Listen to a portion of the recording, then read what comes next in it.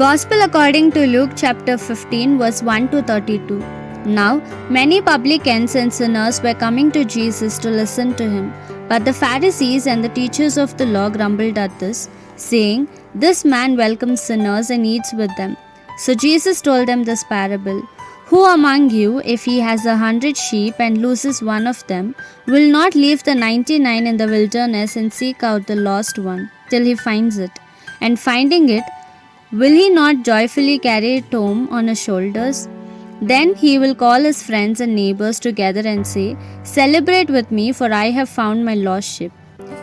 I tell you, just so, there will be more rejoicing in heaven over one repentant sinner than over 99 upright who do not need to repent. What woman, if she has 10 silver coins and loses one, will not light a lamp and sweep the house in a thorough search till she finds the lost coin?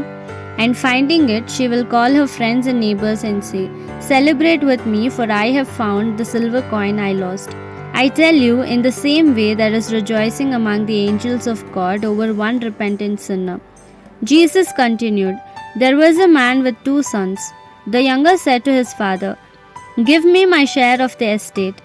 So the father divided his property between his 2 sons. Some days later, the younger son gathered all his belongings and started off for a distant land, where he squandered his wealth in loose living. Having spent everything, he was hard pressed when a severe famine broke out in that land.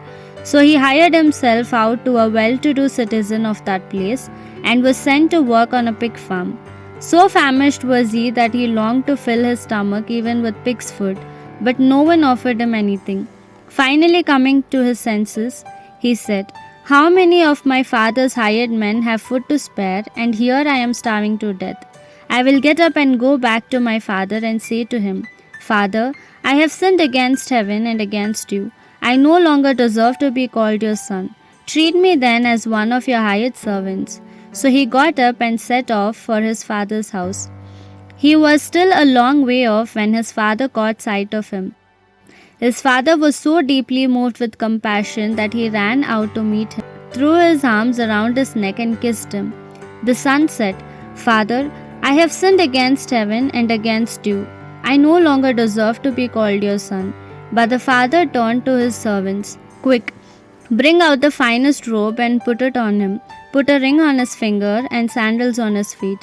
Take the fattened calf and kill it. We shall celebrate and have a feast. For this son of mine was dead and has come back to life. He was lost and is found.' And the celebration began. Meanwhile, the elder son, who had been working in the fields, was now on his way home. As he neared the house, he heard the sound of music and dancing. He called one of the servants and asked what it was all about. The servant answered, 'Your brother has come home safe, and your father is so happy about it that he has ordered this celebration and killed the fattened calf.' The elder son was so angry and he refused to go in. His father came out and pleaded with him. But he answered his father, 'Look, I have slaved you for all these years. Never have I disobeyed your orders. Yet you have never given me even a young goat to celebrate with my friends. Then when this son of yours returned from squandering your property with loose women, you killed the fattened calf for him.' The father said, 'My son, you are always with me and everything I have is yours.